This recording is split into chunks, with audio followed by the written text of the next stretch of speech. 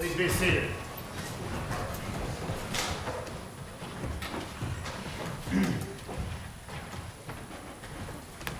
Okay, I want to indulge a moment to get seated.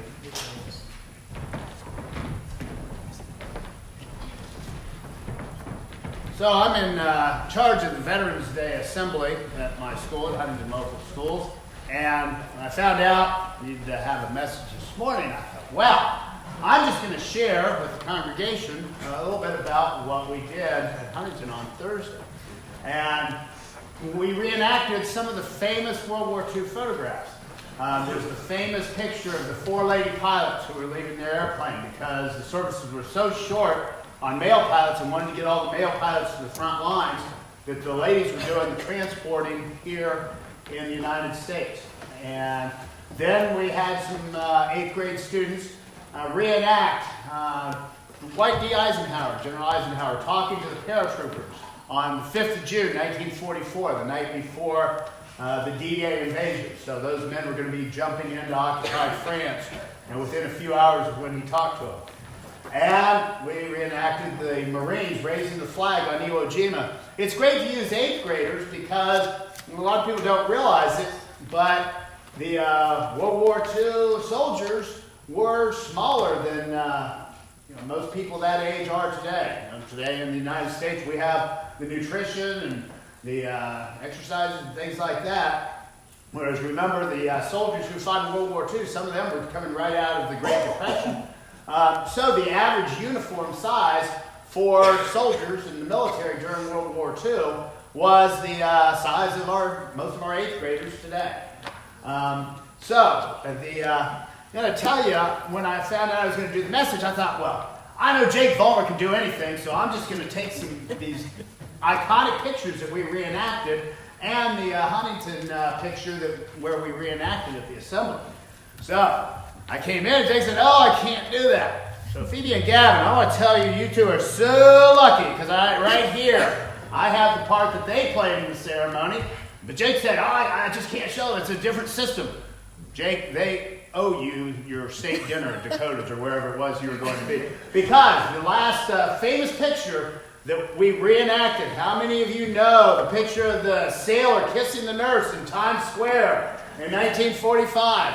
I went to the high school drama teacher and said, hey, I just, 8th graders aren't going to be able to handle that. Middle school can't handle it. I need some high school students. And there were our volunteers, and they did an awesome job with that at the ceremony. Like I said, I was going to share that with you, but Jake fixed it for me. I think there was a conspiracy going on. But it was a great ceremony. I want to thank you both publicly for your help with that. So today I'm going to acknowledge Pastor Dean Ryan from Bethel Evangelical Free Church in Owasso, Michigan for some inspiration in some of the passages in this sermon. So when I was a boy, right here in this church, I used to love the war movies. Okay, in fact, we'd have youth fellowship on Sunday night, but if they were going to show a rerun of 12 O'Clock High or The Longest Day, I was going to skip youth group, or at least try to. I usually had to come here anyway. But, I wanted to watch those movies so bad. The Longest Day, The Battle of the Bulge. One of my favorites was The Great Escape, because those guys dug a tunnel to escape from the Nazi prison, and 3 of them ended up getting away. And generation before me, they were all watching Roy Rogers and Gene Autry in the cowboy movies, cowboy and Indian movies. So why is there such a fascination with these movies? Okay, it's because we love heroes. They inspire us, and we love to recount their great events. We love to revel in their victory over insurmountable odds. Now, today, we've transferred a lot of that sense of victory in war over to the sporting arena. And so, for many today, their heroes are the heroes on the sporting battlefield. But the Bible also gives us many examples of heroes. And many of them were engaged in active battle in life.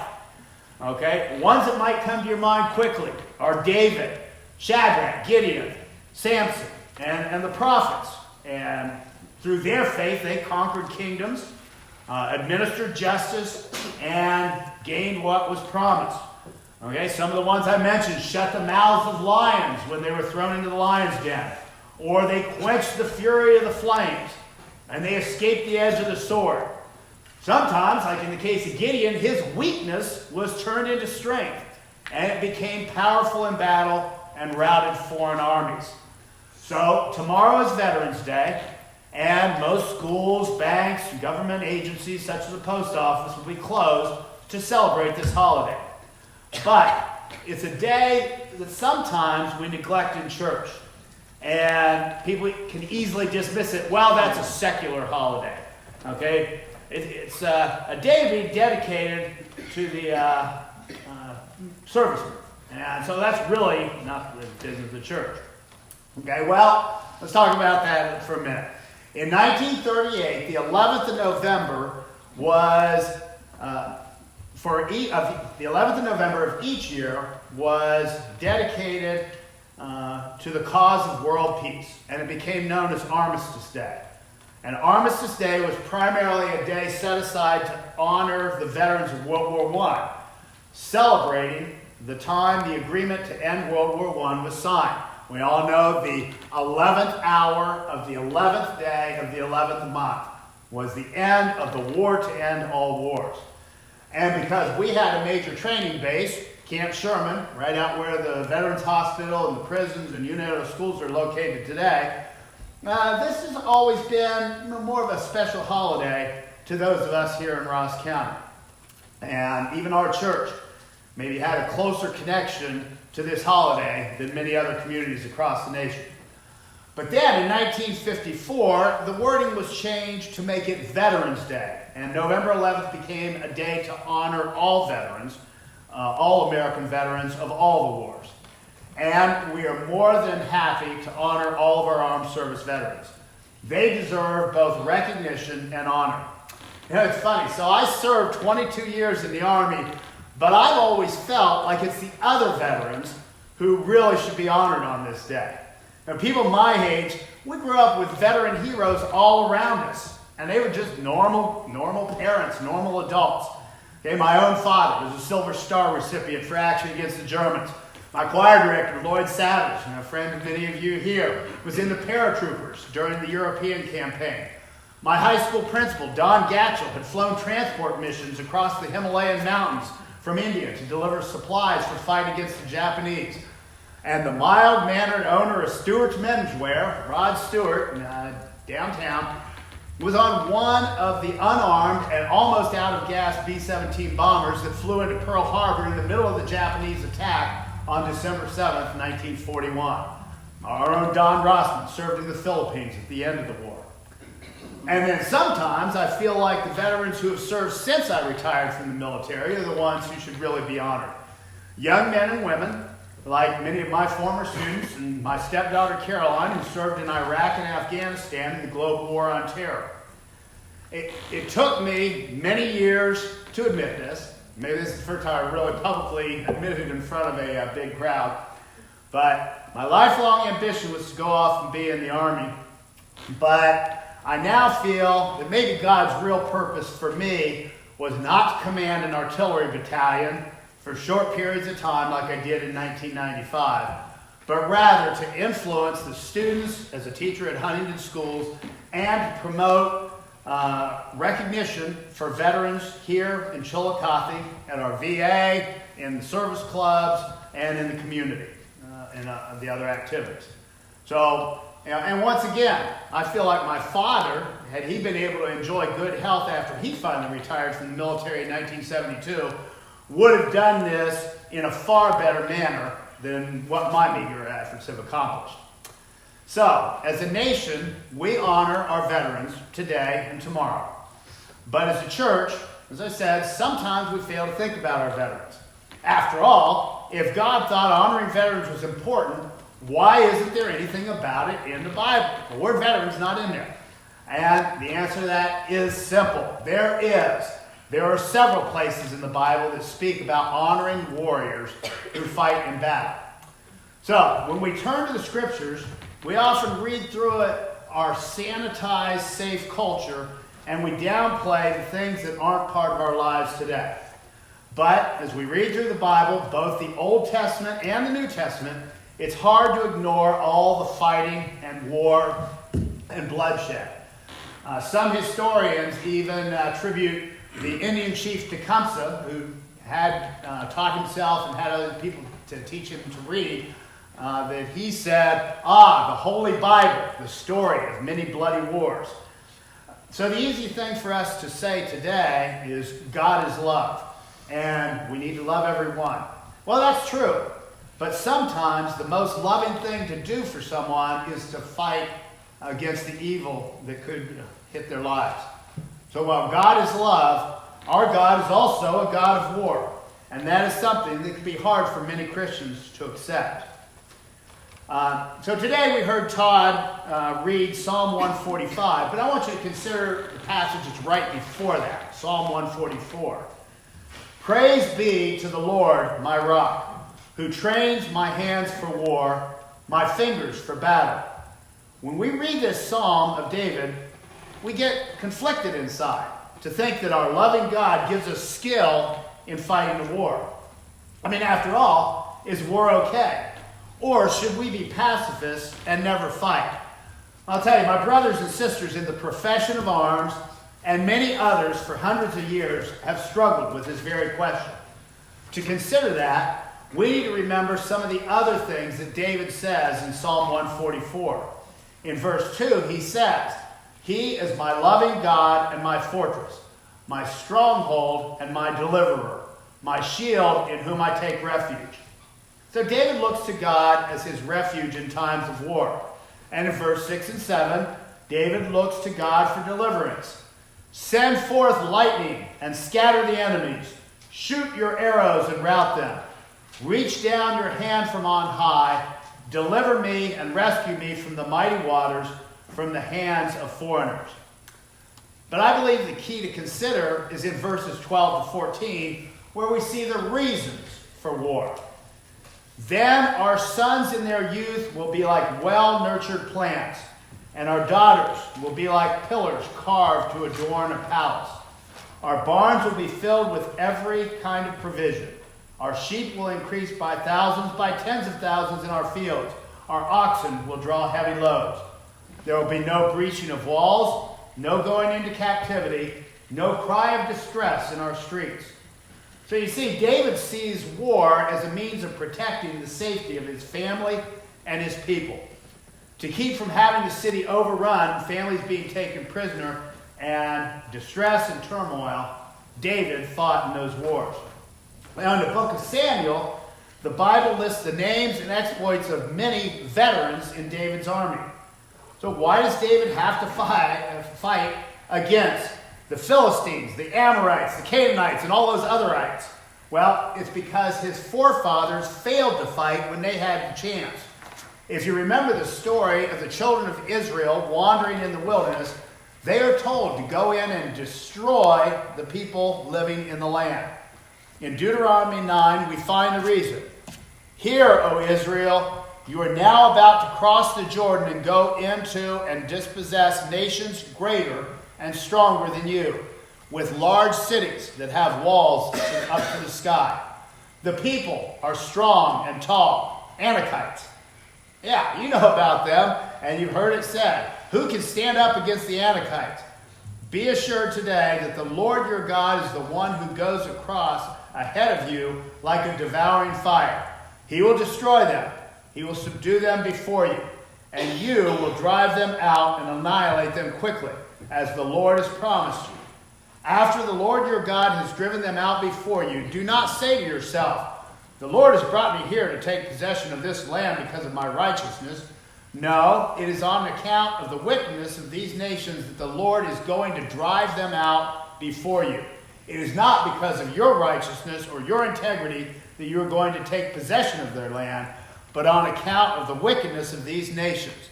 The Lord your God will drive them out before you to accomplish what he swore to your fathers, to Abraham, Isaac, and Jacob. So, you see, the Jews were to annihilate the people of the land. They were to wipe them out completely. Deuteronomy 20 tells us why. Completely destroy them. the Hittites, the Amorites, the Canaanites, the Perizzites, the Hivites, and the Jebusites, as the Lord your God has commanded you. Otherwise, they will teach you to follow all the detestable things they do in worshiping their gods, and you will sin against the Lord your God. Now, in the day of Joshua, the Jews failed to fight the battle completely. In the time of Judges, we read of all the cycles of idolatry that the Jews go through because they are influenced by these pagan people that they failed to drive out as God had told them. And they ended up facing many years of captivity and bondage by these very enemy peoples. So then it comes to David, a man after God's own heart. And David fights valiantly for his people. He fights so his nation will be able to enjoy peace. David's legacy to his son Solomon was to inherit a kingdom that had peace on every side. And that peace came at the price of warfare and bloodshed. David was a charismatic leader, and men loved to come and be with him and join him. He had many valiant warriors, and God enshrines forever in his word the names and exploits of many of them. So why would God record this list of veterans? It's for our encouragement. He wants us to learn from their example. So this morning, I'm going to offer 4 things to come away with when we think about Veterans Day. First, remember the price of freedom. Okay, valiant warriors do not fight for the sake of killing. They do not fight for reward. In fact, if you remember the story of David and Goliath, Goliath had been out there for 40 days waiting to fight.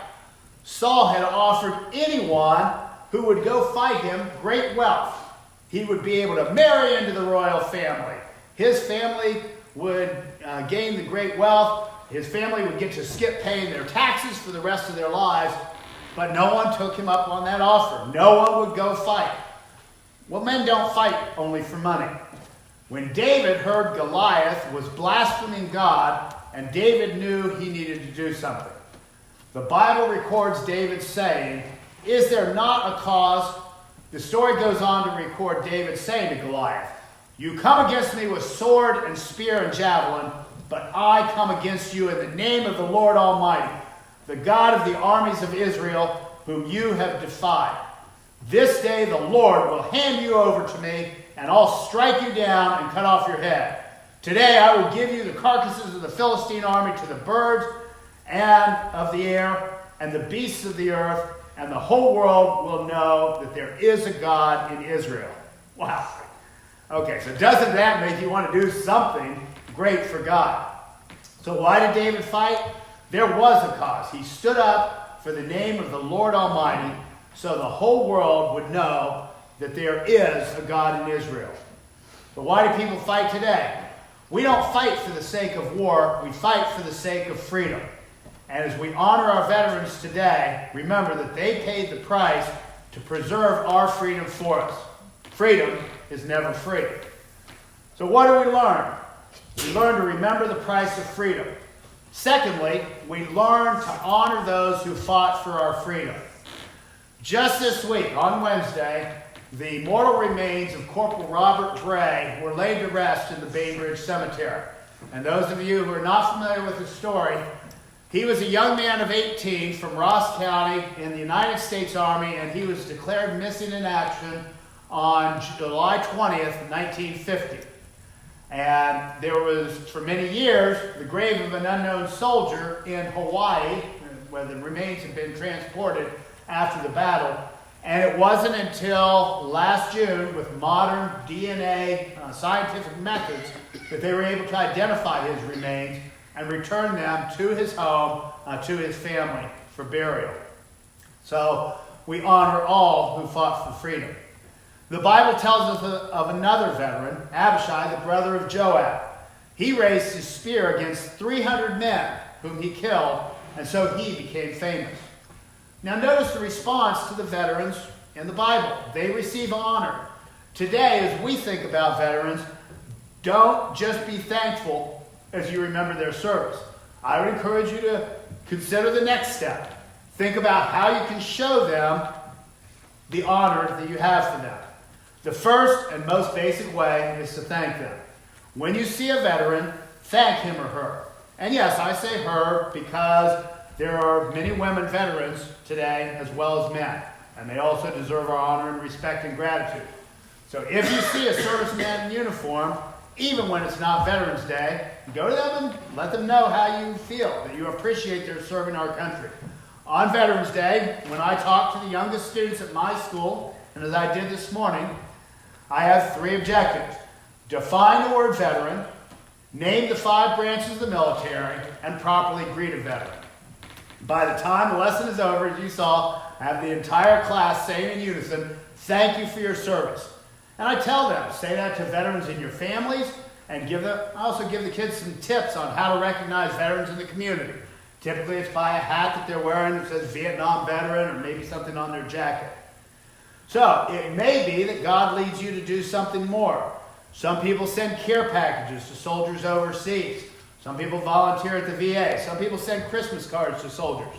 There's a Christmas movie called The Christmas Card. It's a heartwarming story of how one young woman's thoughtful consideration impacted a soldier. And it's a great movie. Maybe you consider writing a soldier. And so think about how you can honor our veterans.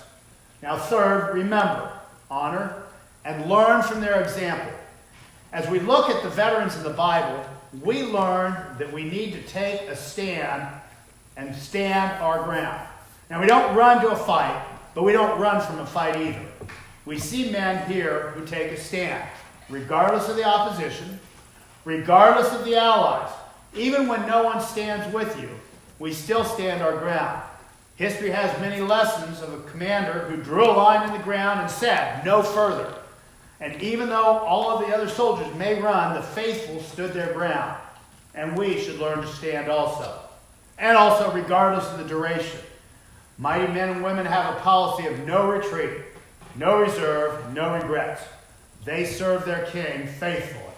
Now, we want to make the connection between a veteran fighting in combat to protect the country and a Christian fighting in combat against sin and evil. Then, the last thing we want to consider today is soldiers do not fight their battle alone. Even though we are staying at home, we can have part in the battle by praying for those who are in harm's way, as we did this morning. We believe that God hears and answers prayer, and so we need to cry out to God for His help in protecting those who fight to protect us. In Psalm 144, David cried to God for help in war. In verse 5 of that psalm was a beautiful example of the way we can pray for the brave men and women fighting for our country. Part your heavens, O Lord, and come down. Touch the mountains so that they smoke. Send forth lightning and scatter the enemies. Shoot your arrows and rout them. Reach down your hand from on high. Deliver them and rescue them from the mighty waters, from the hands of foreigners. Is God moved to act when His people pray? Yes, He is. So today, we thank God for our veterans. We want to remember their service, honor them, and learn to stand our ground for what is right, and we want to pray for those currently serving our country. I'm going to close with a prayer that I say as one of the chaplains for the Ross County Veterans Honor Guard during the funeral service for a veteran. The Vollmer family, unfortunately, were the most recent members of our church family to hear at the funeral of their beloved relative, Everett Smith. Let us pray. O God of the battle, Father of us all, in the midst of monuments to the dead, we see Thy hand, and in the depths of our sorrow, we find comfort in those inspiring words. I am the resurrection and the life, and he who believeth in me, though he is dead, yet shall he live. Please bless, console, and comfort those bereaved by the hand of death. Almighty Father, grant our nation righteousness and peace, so that the spirit of brotherly love may be spread around the world, and the sacrifices of our fighting men and women shall not have been made in vain. These and all other necessary blessings we ask, the Almighty Ruler of the universe. Amen. Okay. Now I'd like all to stand and join join me in the hymn on page 374, Standing on the Promises of God.